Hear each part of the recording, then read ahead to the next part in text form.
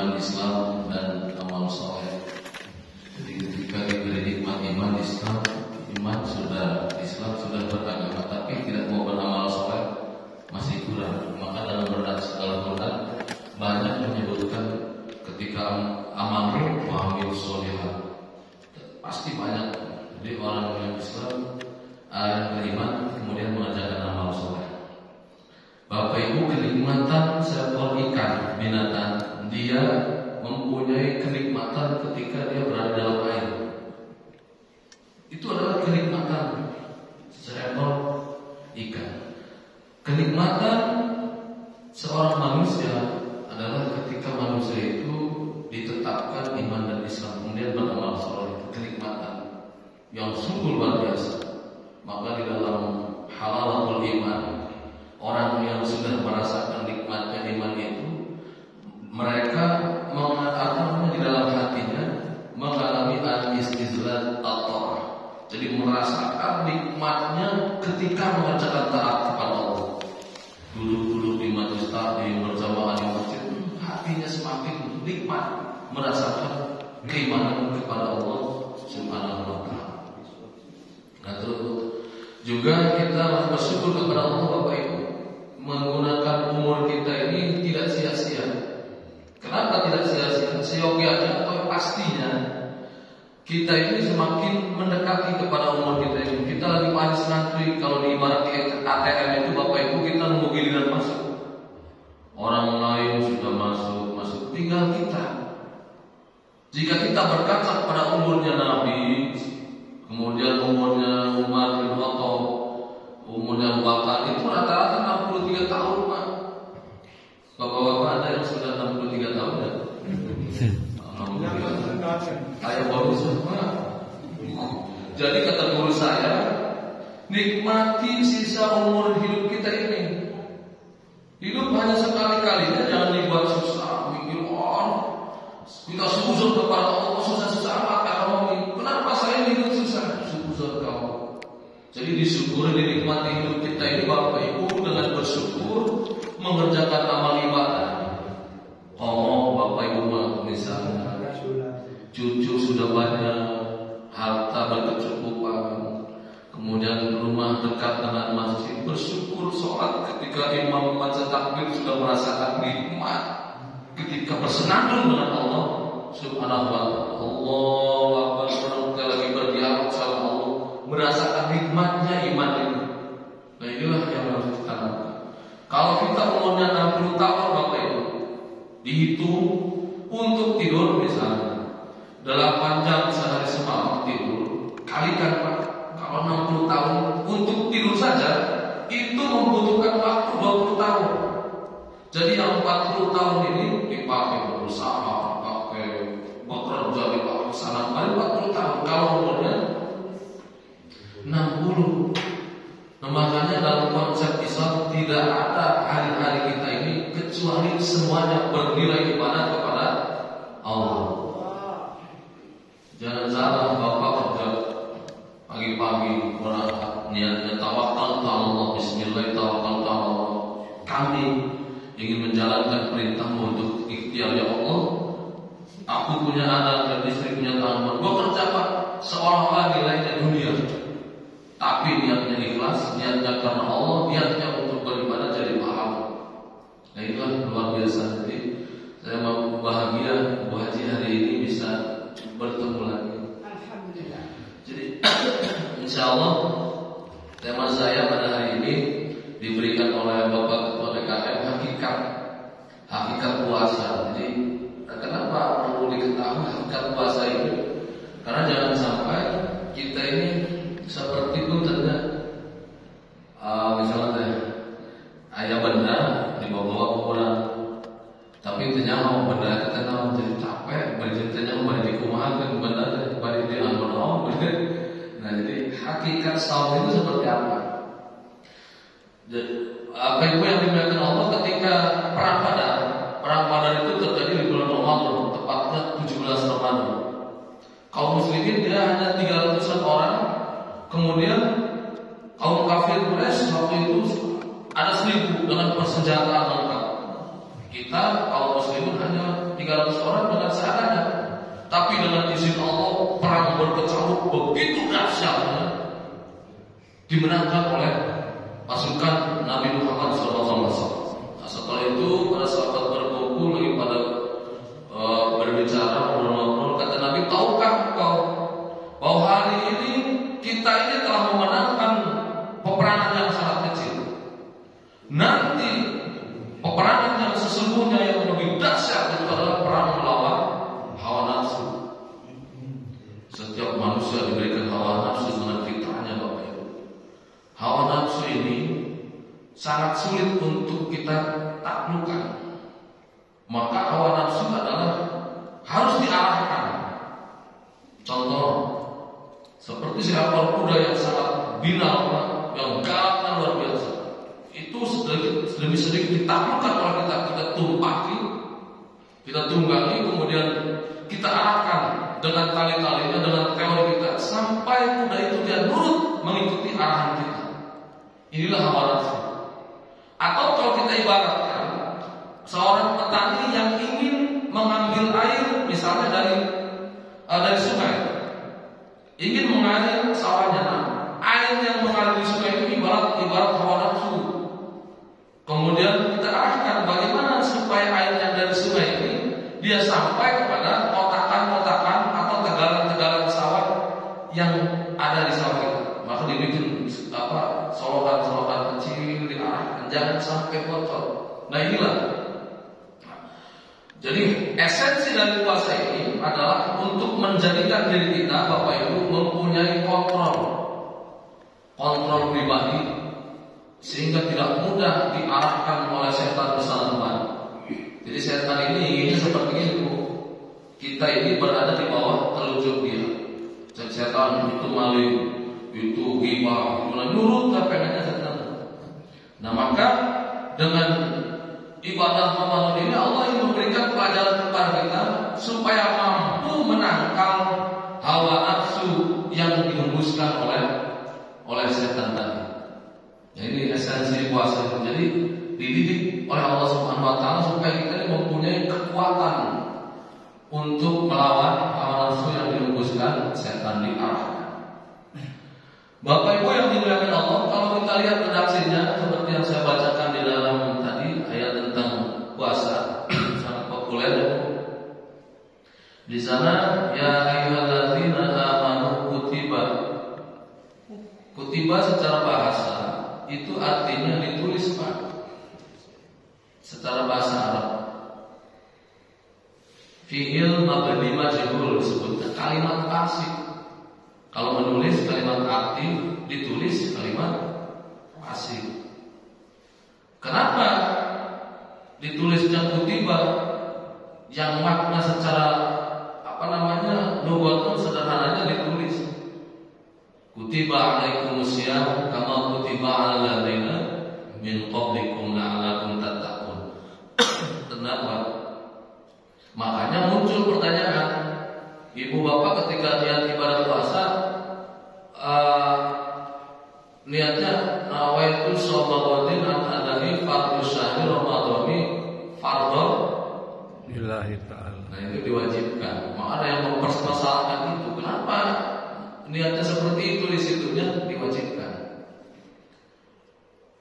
Jadi kitaban harusnya kitaban lillahi ta'ala. Kata orang yang berpendapat seperti ini, saya pastikan dia belum jauh mengkaji tentang puasa. Kenapa disebut kutiba dituliskan? Ini mengandung beberapa unsur yang sangat penting. Jadi maksudnya kutiba ini sesuatu yang diwajibkan, dia sudah tertulis kewajibannya itu di Lauhul Mahfuz.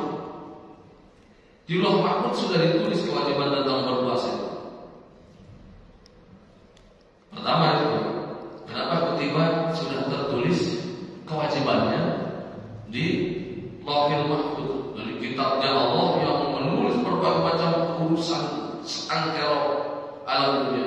Maka tidak ada satu helai daun pun yang jatuh ke tanah melainkan sudah tertulis takdirnya oleh Allah Subhanahu wa taala. takdir bu, api jauh ibu dan haji ketemu takdir ya Allah. Subhanallah wa ta'ala. Jadi tahun aneh aja jadi ayat di masjid sudah takdir. Jadi tidak ada satu helai daun pun yang dia jatuh ke tanah melainkan sudah tercatat takdirnya oleh Allah Subhanahu wa taala. Itu seperti Ramadan ini. Jadi kutiba telah ditulis oleh Allah kewajibannya itu di Lauhil Mahfuz. Jadi lebih daripada wajib. Maka ketika bapak ibu berbicara yang puasa fardhu lillahi ta'ala itu adalah benar. Jadi tidak yang berpendapat kenapa fardhu enggak kutiban maktuban. Pertama itu jadi sudah tertulis di Lauhil Mahfuz kewajiban berpuasa ini karena saking penting. Kemudian yang kedua, bapak kenapa kutiba? Biasanya diksinya itu dipilih kutiba perintah ibadah ini atau perintah ibadah yang dituliskan dengan kutiba, kenapa tidak fardhu untuk diwajibkan? Itu biasanya dalam waktu-waktu tertentu, tidak selamanya waktu tertentu. Maka ketika la'allakum tattaqun, hai orang-orang yang beriman, diwajibkan atas kamu berpuasa sebagaimana telah diwajibkan atas orang-orang sebelum kamu agar kamu bertakwa. Ayyaman mahdudat, hari-hari tertentu, yaitu bulan Ramadan sejak 1 Ramadan sampai 20, kadang-kadang 29 sampai 30 Ramadan. Jadi tidak semuanya diwajibkan berpuasa Bapak Ibu. Nah, tertentu waktu. Contoh lagi yang sangat populer, perintah sholat pada waktunya. Ada namanya An-Nisa ayat 103 kalau masalah nomornya. Oh iya, inna sholata kanat 'alal mu'minina. Nah itu, jadi ditentukan waktunya. Jadi ada waktunya kok. Ibu pengen sholat zuhur tidak boleh jam 9, dan itu masalah Tuhan. Sudah ada waktunya ditentukan. Inna sholata kanat 'alal mu'minina kitaban mawquta. Jadi waktunya yang sudah ditentukan. Salat zuhur Bapak Ibu waktunya ditentukan oleh Allah, yaitu semenjak matahari mulai condong ke barat. Kalau dilihat bayangan-bayangan kita itu sama panjang dengan kenyataan tubuh kita, berdiri kemudian diukur panjang. Nah, itu waktu salat zuhur dimulai. Kemudian salat asar, mulai matahari semakin menghilang Pak. Jadi sebelum datang layung kuning ini kan. Ketika layung kuning sudah habis, maka dia waktu maghrib subuh, dia semenjak terbit fajar, terus sampai menjelang suruh terbit matahari. Nah itu ada yang ditetapkan waktunya. Biasa ketika sesuatu ditulis dengan kutiba, dia ditetapkan waktunya. Kemudian yang ketiga, kenapa ditulis kutiba? Perbuatan atau amalan ini sungguh dianggap sangat berat Pak. Banyak di dalam ayat kutiba tadi nanti saya belakangkan dulu kenapa kutiba puasa juga umum. Di dalam surat Al-Baqarah bisa dilihat ada ya ayyuhalladzina amanu kutiba alaikumul qisas fil qatl.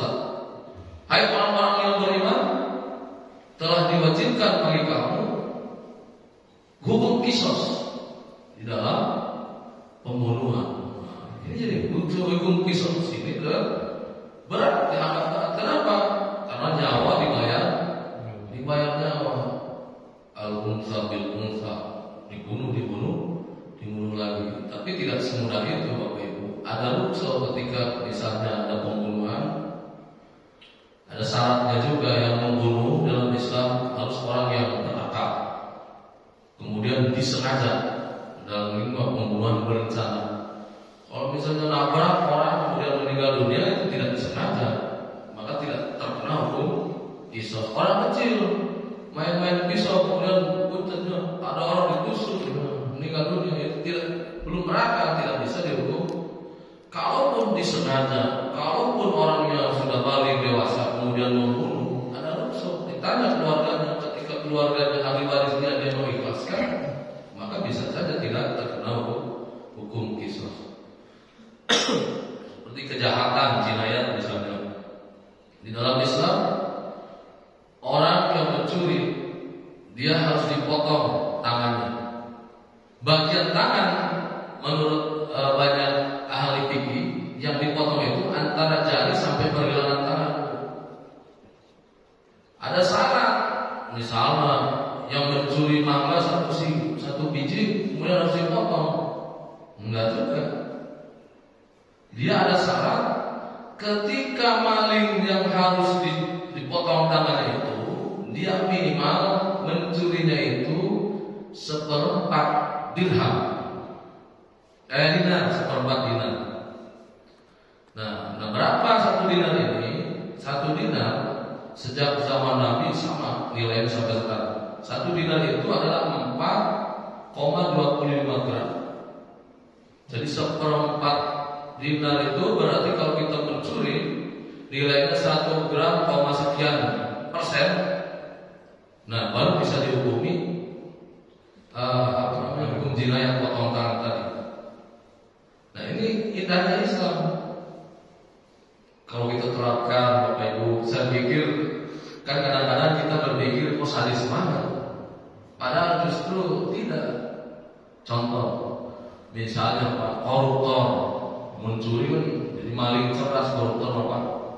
Kalau maling yang misalnya ecek-ecek Pak, malingnya paling banter mencit sapi ada daging kan paling hebat kan maling, atau mencuri mobil paling hebat, maling bodoh itu masih maling ayam, maling kerbau, sapi, domba, mati maling tak boleh kebugan. Di jalan gak panggil di payahan mati, maling motor di payahan Pak. Itu maling bodoh, tapi maling cerdas. Wah, mau dipaling aja miliaran Pak, triliunan. Efeknya luar biasa, bukan hanya pada lingkungan kecil tapi itu maling yang cerdas. Maka tidak, ketika orang yang pintar, orang yang berilmu tidak dibekali iman dan Islam, maka dia akan rusak. Maka tetap iman Islam itu dibawa-bawa. Sekalipun dia menjadi orang yang hebat dengan iman, maka dia tetap rendah hati, tetap tawadu, tetap direl. Coba kalau para koruptor misalnya dipotong tangannya Pak, wah maling kan, pakai efek cerah Pak. Jadi malah yang paling gede dipotong tangan, itu korupsi Pak. Jadi itu jika aja mah koruptor kan juga bangga di soal putih kita. Saya kumaha kapokna. Nah, jadi maksudnya mah itu pun melalui proses di peradilan, gak langsung maling misalnya sadina langsung dipotong. Untuk ayat pengadilan ditentukan ke pemerintah setempat. Oh ini bersalah dengan alasan tidak bisa apa-apa terbukti bersalah baru. Nah, gitu wah koruptor ini tepuk tangan lu, belum bisa jawab di kapok Pak. Kapok, orang korupsi mesti digitukan. Jadi memakai korupsi sebenarnya. Kalau mau ditetapkan seperti itu, maka kayak Pak Sudari dan Pak Haji ahli bagaimana komparasi hukum Islam diterapkan dalam kehidupan berbangsa dan bernegara. Wah itu kan selama ini kalau hukum Islam itu dipakai oleh negara masih kaitan dengan pernikahan, memakai hukum Islam. Nah kalau yang lain-lain bisa dipakai, wah luar biasa. Kadang-kadang kita takut tuh. Jadi sesuatu yang memberatkan. Kemudian di dalam ayat yang lain, kutiba alaikumul qital, wa huwa kurhun lakum, masih disebutnya dalam surat Al-Baqarah. Kita ini diwajibkan berperang. Jadi berperang ini sesuatu yang memberatkan pastinya Pak. Komo dengan enak, ibu wajib misalnya ngumpul yang belanda ada itu tiba-tiba ada seruan perang menjauhkan malam harus ikut perang Bapak. Wah kenapa yang itu kedamai kira-kira kemana? berat Pak, sungguh sangat berat. Maka disebutnya kutiba ini sesuatu biasanya perintah itu sangat berat untuk dilamalkan. Berperang. Jadi kita ingat perjuangan, jangan jauh-jauh ke perjuangan para sahabat tabi'in, perjuangan Wali Songo misalnya. Ketika berdakwah mengajak umat manusia dengan berbagai macam metode yang biasanya kearifan lokal yang dipakai Wali Songo itu. Jadi kalau ada orang ambil itu sebenarnya apa namanya? Ini mah kompol teuing, bagaimana mengajak Pak. Bangsa Indonesia jadi disadarkan ke Wali Songo teh ku hese. Sedikit demi sedikit. Harus nanaon wayang kulit. Ngulitas dan kali jaga supaya bisa memainkan wayang kulit dengan caranya. Oh ya wayang kulit siapa? Saya pidato. Namanya saya. Kali jaga saya pidato. Oh itu nonton, tapi suruh bayar, tapi bayarnya dalam Bismillahirrahmanirrahim. Sedikit demi sedikit, kali-kali jadi orang salah-salah kan wah ya kapi, jadi bahkan sudah dikemas dengan cantik karena awalnya kita ini tidak dari dulu nggak langsung Islam semua seperti ini. Ada yang Buddha, terus kepercayaan, sebanyak Wali Songo langsung begitu, yang bahagia tetangga dibayar langsung Pak. Sunan Kudus itu berdakwah sampai sempat dia mengharamkan menyembelih sapi. Di mana dalilnya sapi haram? Ya Pak. Tapi karena dia ingin masuk dakwahnya, sehingga jangan Muslim ini menyembah sapi karena sapi adalah sesuatu yang sangat dimuliakan oleh umat pada waktu itu. Sedikit demi sedikit ketika sadar orangnya itu menyembah sapi. Sapi mau pencitan di sate enak banget itu. Ada tahapan. Mari sebutnya dakwah tanda dan sebenarnya kalau kita sekarang dirusak. Jadi seolah-olah yang orang ini jika itu saya Islam padahal rahmatan lil alamin teman. Islam itu rahmatan lil alamin, bukan rahmatan lil muslimin, tapi rahmatan lil alamin. Kalau rahmatan lil muslimin mau orang ngurus kepada muslim batur pemikiran begitu sampai kepada seekor binatang yang kecil yang mendapatkan rahmat dari Islam, kasih sayang itu. Apalagi kepada sesama manusia nyiwit daripada nyiwit kira orang diciwit itu lah nyerinya gula. Saling menghormati. Nah itu maka kadang-kadang sesama muslim lah ya kata belah dia sholat, kalau dia takbir perang apa, naudzubillah ini. Saya yakin ada sesuatu yang salah. Di sholat dia takbir, apa di sholat pada perang. Saya yakin ini ada yang salah dalam memahami daripada konsep Islam itu sendiri. Begitu. Ketika mau perang Badar itu bila berapa di jalan, berhenti dulu sahabat. Kita ini sebentar lagi akan berperang, berhadapan dengan musuh, pedang berhadapan pedang, tombak berhadapan dengan tombak. Tapi ingat, pertama jangan membunuh ibu-ibu, wanita yang sudah tua, jangan dibunuh. Kemudian ketika sudah menyerang musuh, jangan dibunuh, jangan membunuh anak kecil, jangan merusak lingkungan hidup binatang, jangan diganggu. Balik perang dalam keadaan nafsu, seperti itu Islam. Jadi indah, sangat luar biasa. Kutiba alaikumul qatla wa huwa kurhul lakum. Di dalam surat Al-Baqarah. Jadi sesuatu yang sangat berat. Makanya Bapak Ibu jihad kita saat ini kalau dulu Nabi jihadnya begitu perang terus-terusan berhadapan dengan orang perang, kalau enggak hidup mati. Tapi dia semangat, saya harus paling depan ya Rasul, saya paling depan.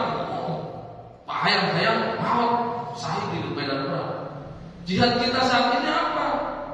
Jihad di lingkungan tidak jauh, memakmurkan masjid dengan berjamaah, dengan mengisi majelis taklim, dengan tadarus, dengan musyawarah, itu jihad. Tapi kadang-kadang Kadang-kadang itu ya semata sungguh ini adalah nikmat dari Allah Bapak Ibu bisa melangkahkan kedua kaki kita kepada masuk dalam masjid. Perjalanan terberat jangan kayak gini video. Perjalanan terberat ya Bapak Ibu lain kemana-mana, lain ke gunung, lain kemana, tapi ke masjid. Saya cari hidayah taufik kecepat. Ibu bapak sudah mempunyai Punten yang menyebabkan apa? Namanya kemana nih? Mungkin kenapa itu lagi malam? Apa bisa dulu lagi gimana? Sufisien kadang-kadang dan ini ada secara bertahan hari ya pagi tapi mengenai nanti menghormati tamu bisa ciri daripada ibadah orang yang bisa menghormati tamu. Makanya billahi wal yawmil akhir kalau bangsa yang iman kepada Allah dan hari akhir maka menghormati tamu kita diamalkan. Tamu kita dapat padahal Pak isi jadi disebutnya iftiroron wajib iftiroron teh nabi kalian minta mampir dekat yang terus nabi gitu. Nah jadi sesuatu yang sangat memberatkan jihad kita saat ini apa itu Pak?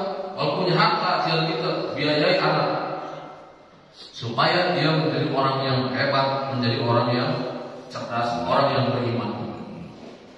Karena anak ini adalah investasi yang sangat luar biasa. So, ibu bapak kalau ketemu teman lama 20 tahun misalkan tidak ketemu, yang ditanyakan pertama-tama dari putra atau dari sabaraha, entah nanyakan mobil itu kan pertanyaannya benar.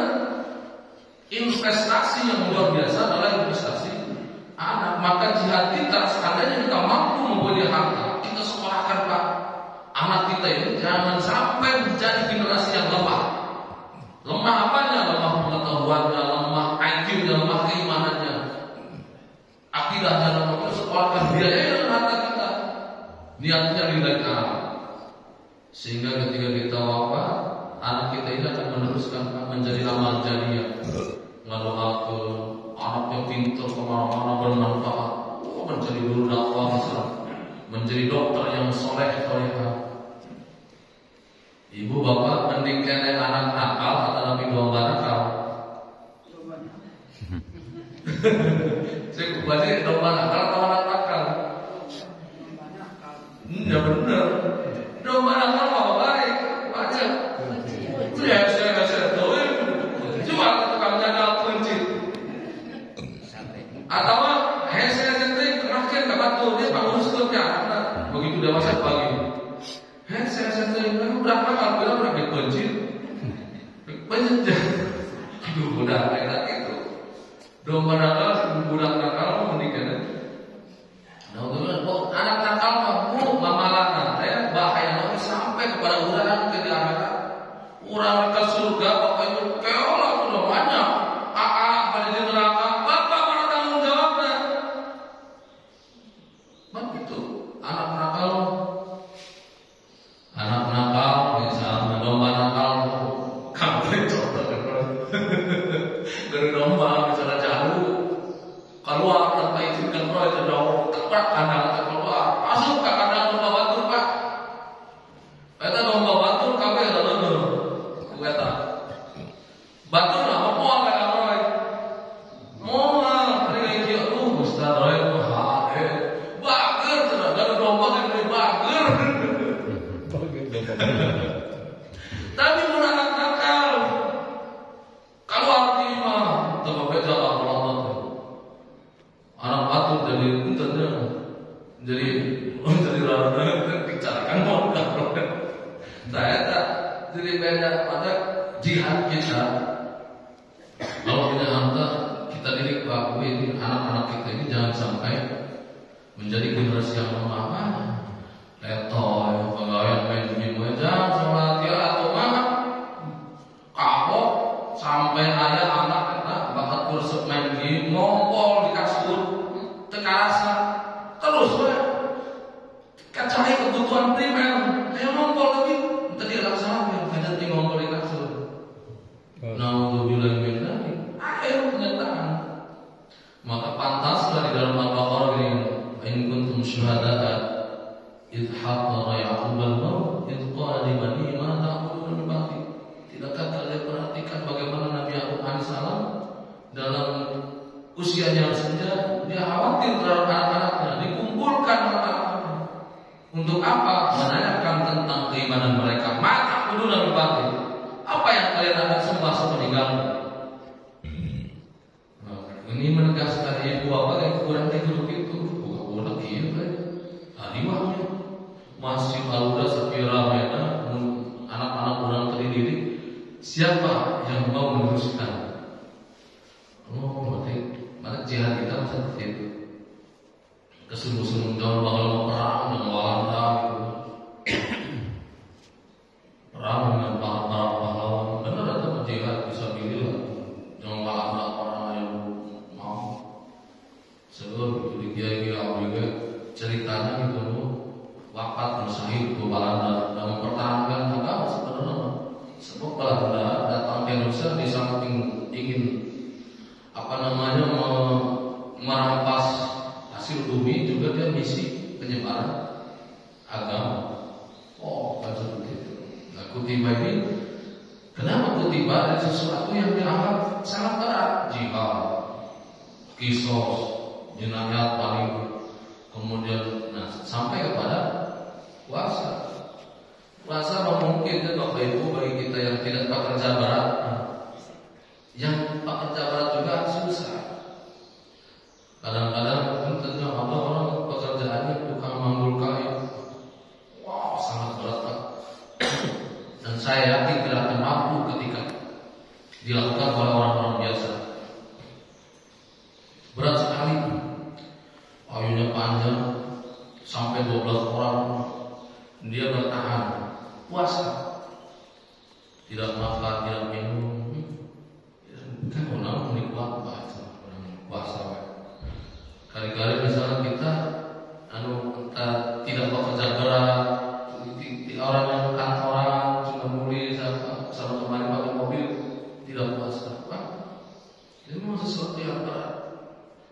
Nah, maka di dalam redaksi itu, di samping diwajibkan terhadap umat Nabi Muhammad, juga diwajibkan terhadap umat-umat sebelum umat Nabi Muhammad. Ini mengartikan ternyata penanggalan Hijriah itu sudah ada semenjak dulu.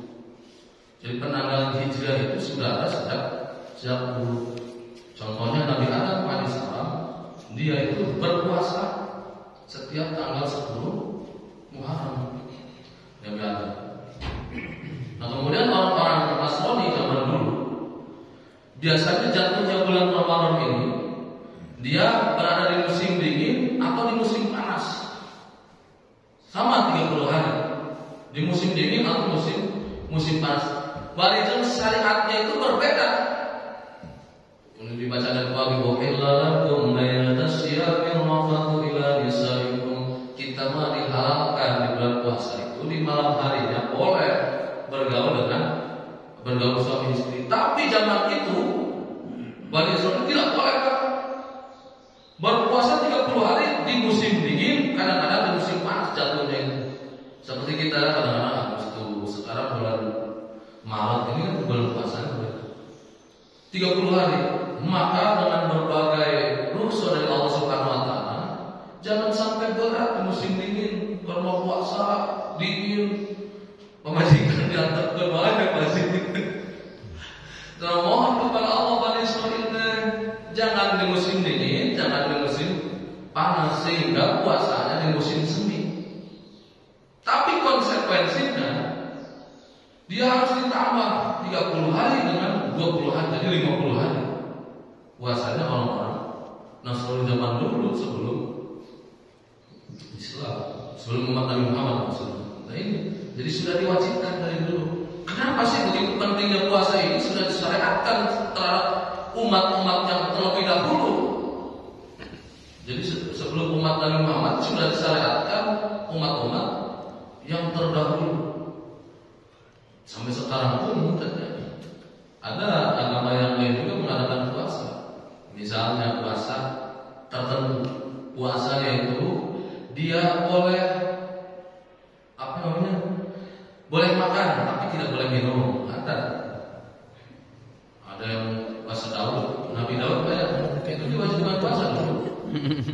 sehari puasa, sehari berbuka, sehari puasa, sehari berbuka. Sudah diwajibkan umatnya Nabi Daud alaihissalam. Ada puasa Musa. Puasa Musa itu 40 hari Pak. Tidak makan, tidak minum. Jadi sudah diwajibkan. Kenapa sih sampai umat-umat terdahulu juga diwajibkan? Ternyata di ujung ayatnya tidak lakukan takut. Supaya mencapai ketakwaan tiada lain Bapak Ibu adalah kita ini harus mampu melawan, menundukkan, mengarahkan hawa nafsu. Puntennya hawa nafsu punten bisa ngebirahi. Tidak bisa dilawan Pak. Dia hanya diarahkan. Kenapa diarahkan? Dengan menjalankan syariat Islam.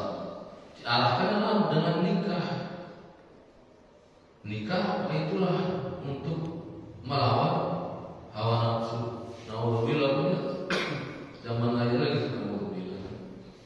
Banyak kejadian-kejadian yang tidak diinginkan oleh kita. Maka perlu diwaspadai anak-anak pergaulan. Abdi mah misalkan di daerah tertentu, tapi tidak tentang disebutkan daerah. Anak-anak yang masih SMA, dia sudah menikah dini. Tapi kejadiannya nikahnya kan jadi gitu.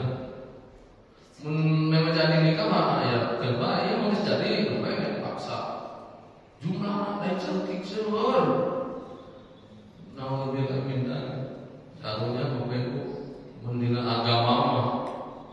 Eta teh kudu dihukum berat. Hukum berat dicambuk sampai 100 kali. Eta menujina teh pun sakali hukum.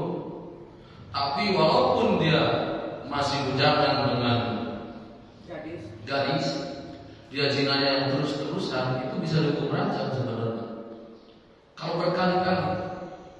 Atau orang yang sudah menikah berzina, disebutnya zina muhsan, dia harus dihukum rajam. Di kubur Pak segini dilempari batu sampai mati. Dan harusnya seperti itu. Nah saat ini seolah-olah begitu, itu biasa-biasa wae. Nauzubillah. Ini dari kembali lagi saya kepada generasi muda. Bukan kadang-kadang orang salah, kadang-kadang kecil. Budak SMP misalnya, jangan ada cara apa ke membayar itu cenderung ulang karakter membayar senang mungkin. Padahal tidak begitu. Di dalam Islam itu sudah diajarkan mana batas-batas pergaulan. Jangankan dengan orang lain, seanggota rumah juga sudah diterangkan batas-batasnya. Ketika mau masuk ke kamar orang tua, ketok dulu. Ulah langsung buka di situ. Maksudnya apa? Orang tua teh bisa lagi tidur, ketinggalan ibu tanya pimpin anak kenapa? Jadi sudah diajarkan di rumah komo dengan pergaulan orang lain.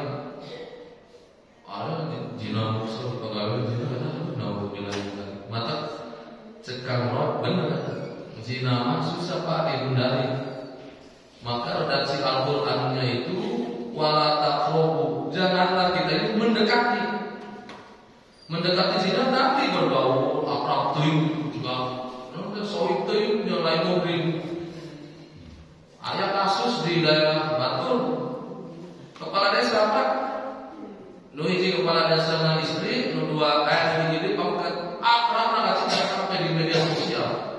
Tetangga Pak mesra.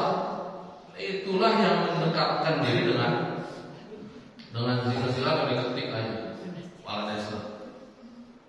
Orang akrab tim awam yang itu adalah salah satu yang mendekatkan.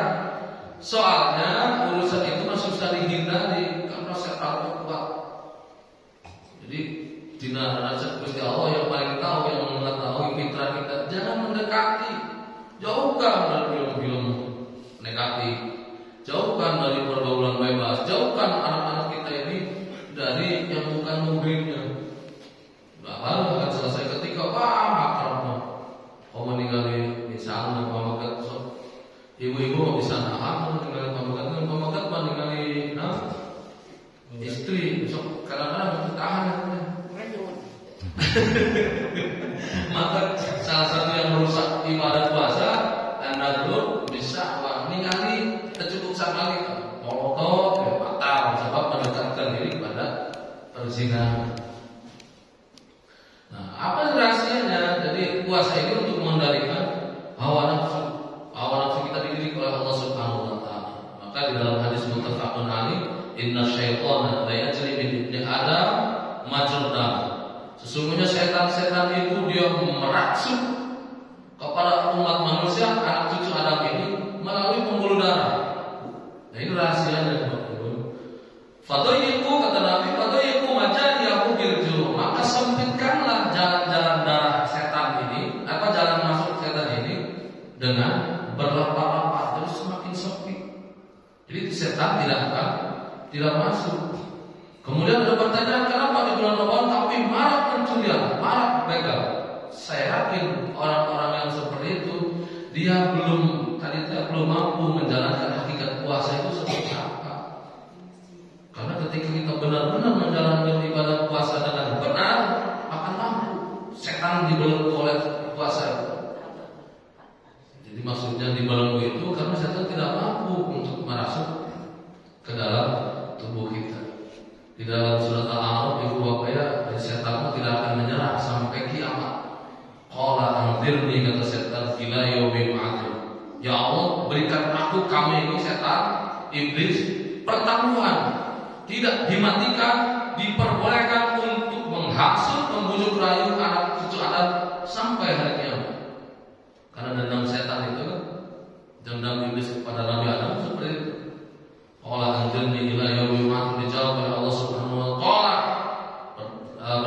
Berfirman Allah, fa innaka minal munzirin, sesungguhnya kalian iblis diberikan ruksa pertambuhan sampai hari kiamat. Kenapa? Karena telah menggoda, karena aku telah disesatkan oleh Adam, maka aku akan ganggu anak cucunya sampai hari kiamat. Kita ini diganggu mencek iblis teh, nahan tanah batin puasa ibu teh capek apa pekerjaan ya kata orang seneker. Jadi niat di awal kene mata niat di puting teh maksudnya maksud saya. Jadi berangkat disebutkan niat di puting kene ngajaga puasa di isu ke hari besok. Oh tidak, mau kagoda setan. Jadi mau ayat istilah nah bulan Ramadan tapi marak kejahatan, maaf pencurian. Yang kadang-kadang kasus tahun kemarin saya sangat miris sekali. Jadi ada orang lagi nyaba di berita di TV, nyaba itu, jadi itu teh usahana, lagi susah, penghasilan sedikit, mau pulang, tidak punya ongkos dan harus ngasih di situ, nggak ada siapa-siapa. Akibatnya di jalan orang tadi bunuh diri, naudzubillah. Inilah yang jauh daripada nilai-nilai keimanan. Orang bapak jadi iman orang mah ketika orang beriman lagi usahanya lagi rame-ramenya terus tiba-tiba bangkrut, tidak punya uang sepeser pun akan nikmat. Ujian di Gusti Allah, ya Allah rela ikhlas, iya ujian di Allah, dinikmat. Semakin teguh eta iman. Atau ketika diberi harta banyak, semakin teguh pula ya Allah. Saya dikasih rezeki yang bentuk harta sekian banyaknya supaya bisa membantu orang lain. Jadi kekuatannya iman, dari halawatul iman tadi. Saya pernah menyampaikan di salah satu khutbah tentang halawatul iman, nikmatnya iman ini seperti apa? Nikmat dibawa kemana-mana, nulis iman. Dunia tidak kecil, lebar, bahkan sudah terbayang nikmat akhirat bagi orang-orang yang mempunyai kenikmatnya, merasakan nikmatnya iman kepada Allah Subhanahu wa taala. Jadi esensi Ramadan ini bulannya untuk membakar dosa-dosa, kita gunakan ibunya. Jadi jangan sampai kadang-kadang nggak bisa belajar tarawih kan? Allahu Akbar. Terus bagus kemudian hati, iya orang tuh bulan Ramadan, aduh benar. Kayak Ramadan tahun kurang kayak kedap enggak? So kayak gitu dah. Jadi bakatku memang harus dimanfaatkan. Bulan Ramadan itu dimanfaatkan dengan sebaik-baiknya. Jadi esensinya adalah kita dididik oleh Allah Subhanahu wa taala supaya lebih kuat lagi kepada imannya kepada Allah, kemudian mempunyai rasa solidaritas kepada sesama manusia. Miskin lapar, orang kadang-kadang dengan ibunya. Ibu memerah gitu. Di bumi jangan pernah ngalaman kelaparan. Di kulkas kuat di mana-mana. Tapi batur maya wae. Anu sehari kadang-kadang kuat, kadang-kadang henteu Gusti Allah rasakeun perasaan orang yang tidak berharta. Disentuh Allah benar. Jadinya timbul kasih sayang kepada sesama manusia. Timbul kedekatan iman dengan ibadah benar. Ibadah puasa dengan Allah pun apa yang tahu batul ternyata orang yang terpuasa puasa padahal di rumah haram dan kita tinggal batul. Ini menanamkan kepada kita untuk menanamkan rasa keikhlasan. Oh benar, ibadah-ibadah yang lain juga harus semata-mata karena Allah.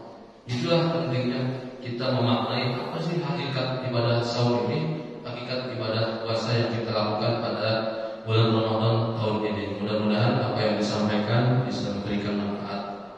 Sebelum ditutup, barangkali ada yang ditambahkan atau yang dipertanyakan, kami persilakan.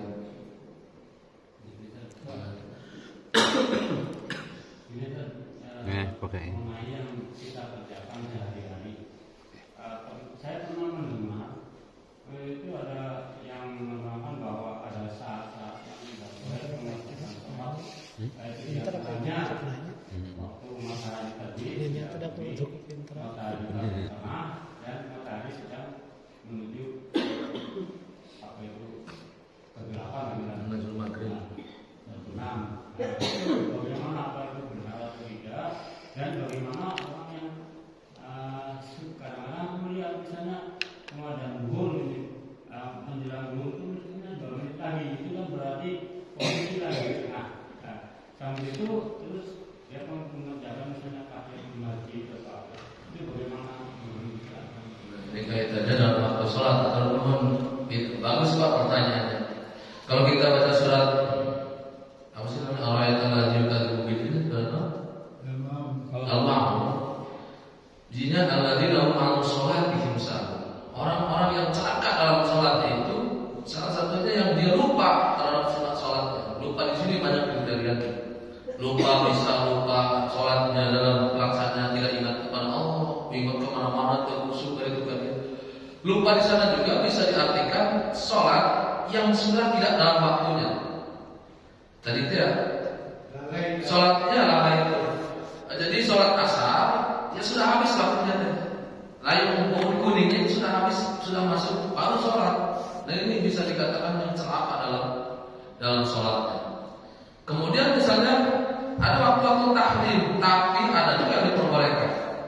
Apa waktu tahrim ini? Setelah sholat asar sampai dengan sholat maghrib. Kecuali kalau bapak masuk masjid, kemudian ingin sholat tahiyatul masjid, itu yang diperbolehkan. Kecuali misalnya sholat jenazah. Kecuali kemudian setelah sholat subuh sampai subuh, ya kan itu. Tapi kalau sholat tahiyatul masjid boleh, jadi ada rumus-rumus tertentu. Memang ada waktu-waktu yang diharamkan. Intinya mah, kenapa waktunya ditentukan? Kita ini sholat asar ya harus dalam waktunya. Kemudian sholat zuhur dalam waktunya. Jangan sampai keluar dari waktu itu. Ketika keluar waktu itu, maka yang celaka dalam sholatnya itu. Jadi memang benar ada waktu-waktu yang diharamkan. Waktu-waktu tahrim itu dalam Islam disebutnya. Seperti tadi, waktu zuhur setelah condong kemudian diukur dengan badan kita sama panjang itu mulai waktu itu. Tapi kemudian sebelum itu dia masuk masjid sholat tahiyatul masjid, tidak apa-apa. Yang bisa membolehkan dalam sholat. Ketika sholat zuhur belum itu ya jadi tadi itu ya tidak tepat. Maksudnya itu misalnya menunggu adzan zuhur itulah 2 menit lagi lah. Kita mengerjakan ya daripada bengong atau duduk-duduk biasa, misalnya tahiyatul masjid dulu. Nah itu pada waktu itu kan istilahnya ada yang diterangkan pada saatnya tidak boleh mengerjakan. Ya kalau itu tertentu. Jadi kalau misal tahiyatul masjid boleh. Maksudnya tidak boleh di sana adalah sholat-sholat yang lain seperti sholat wajib belum waktunya dilaksanakan. Seperti itu boleh Pak. Jadi seperti sholat jenazah, sholat istisqa misalnya, darurat kadang hujan bisa dilaksanakan. Kita kadang-kadang benar. Saya mah hari ini Pak di dalam radanya bisa. Jadi Nabi itu ketika khutbah dia memendekkan khutbah kemudian memanjangkan sholat. Di kita rata-rata secara survei kemana-mana panjang khutbah daripada sholat. Padahal sunnahnya itu khutbahnya. Jadi supaya selam itu yang sholat zuhur utamanya itu di awal waktu masih kene nembet condong ke barat, kemudian selesai khutbah sholat. Orang mah ayo saja khutbah jam 1 beberes benar. Saya ini adalah kurang satu utamaan. Wayak sulul khutbah Nabi itu wayasilu sholat memanjangkan sholat, kemudian wayak sulul khutbah Jumat merungkas khutbah Jumat. Maka khutbah Jumat itu lebih susah daripada seperti saya begitu. Dia harus mampu khutbah diniyah itu sakral dan tidak boleh diinterupsi. Menayal maaf dia bisa diinterupsi. Wah, nah maka di sana Bapak Ibu perlu orang-orang yang khotib-khotib yang handal dalam menyampaikan khutbah. Sebab waktunya tertentu, padat, esensinya harus dapat, kemudian bisa dimengerti. Susah itu membaca seperti itu. Jadi Pak ya, barangkali ada lagi yang menambahkan. Tahu kan? Oke, kalau Ustaz Abid terkait tadi bertanya masalah sholat, di Al-Quran ada sholat wusto. Nah, apa itu sholat wusto? Apakah ada yang berpendapat sebagian ulama itu sholat wusto itu adalah asar atau apa gitu? Itu saja merintah. Oke, memang yang kajian fikih, jadi enggak. Jadi kajian fikih seperti itu harus detail, jadi mau nggak bahas ya. Semuanya, ya udah. Jadi harus secara detail. Soalnya kalau sekilas nanti salah persepsi, akibatnya saya menyebarkan informasi yang tidak dimengerti. Siap. Jadi harus ada kajian khusus pada nanti ada fikih ibadah, fikih sholat, fikih ada muamalah, tata cara perjualan yang benar seperti apa, seperti itu. Ada lagi? Kalau sudah tidak ada, ibu-ibu ada harus. Ada harus? Ada cuma melengkapi aja. Ya. Mengenai sholat yang contoh searah. Mungkin kayak kalau kita pernah ke Turki, Pak. Nah, itu sholat subuh itu waktu matahari muncul. Jadi adanya emang jam 5 subuh. Tapi nunggu komatnya itu nunggu sampai matahari terbit. Itu di Turki, Pak. Itu imam. Kalau kita kan lebih ke Imam Syafi'i, kalau di sana kan Imam Hanafi kalau salah. Nah, kayak gitu. Jadi kemungkinan ya sholat wajib itu juga kalau kita bermazhabnya beda itu beda juga. Betul, itu masukan yang luar biasa. Jadi itu saya pikir tadi, jadi harus ada nanti ada waktu kajian tertentu khusus. Sebab ketika berbicara perbandingan mazhab, sholat itu semua diatur, maka takbiratul ihram orang mungkin rata-rata Allah. Tapi Bu Haji tanyakan di Mekah, ayo cicing lagi ya. Allah apa ini kenal dia? Ayo gitu. Ternyata esensinya apa yang dimaksud takbiratul ihram teh? Ternyata lafaznya ini Allah kan gitu. Di orang mah ya Allah Akbar, dibatur mah Allah Akbar, ya Allah Akbar. Itu kan sholat atau apa? Nah jadi cakap tadi banyak seperti sholat musnad orang kan dibahas di kajian tertentu. Ya itu mah kemerdekaan itu. Pentingnya Pergi puasa, pergi sholat. Betul, jadi hal yang itu maksudnya ada fikih, tapi fikih mah pasti banyak perbedaan. Maka nanti orang yang bijaksana mah dia akan mengambil hal-hal yang terbaik. Jadi intinya mah tidak ada yang salah, tapi ada yang kalau saya perhatikan di secara umum ada yang lebih baik tanpa merusak pendapat yang lain. Ada yang lebih baik. Bab toharo, bab puasa, ini dulu teh ngapain ke tukang, tapi tidak ada yang salah, tapi ada yang lebih baik daripada pemahamannya. Ada yang lebih sempurna gitu. Kalau kita menyalahkan mau ilmu kita sampai di mana kan? Masa harus nyalahkan Imam Hanafi, Imam Hambali?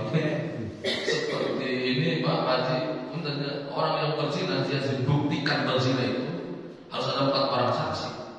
Atau orang yang berzina dia mengaku juga tidak cukup sekali. Cek Imam Malik sama Imam Syafi'i mengenai zina, misalnya datang di orang ketua masjid ada abdi zina.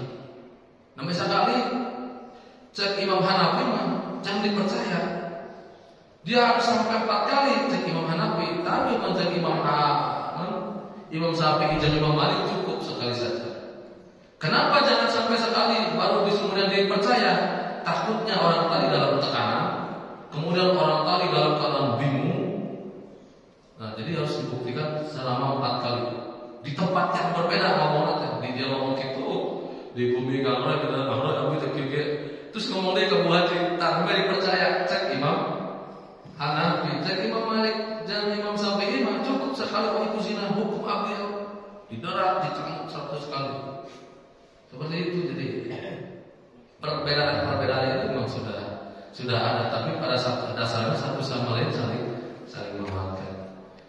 Mungkin itu ya Bapak Ibu yang bisa saya sampaikan. Mudah-mudahan Ibu Haji bosan kami. Mudah-mudahan ada manfaatnya. Mari kita tutup dengan kafarat majelis.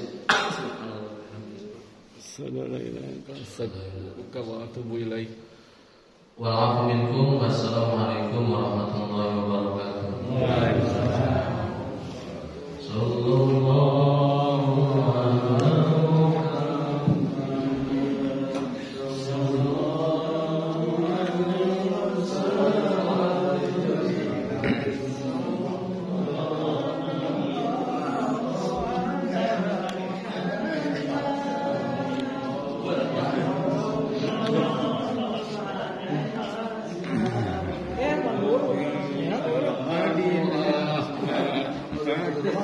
Ini baru sesama tinggal aja sesama. Namanya sehat disosok teh. Disosok teh sehat. Kena dicatatkan ya pokoknya kita sama melalaikan ya kan? Melalaikan kalau itu yang haram itu. Kita kalau orang Indonesia, adanya itu sholatnya kalau kita lihat Iya. Aneh.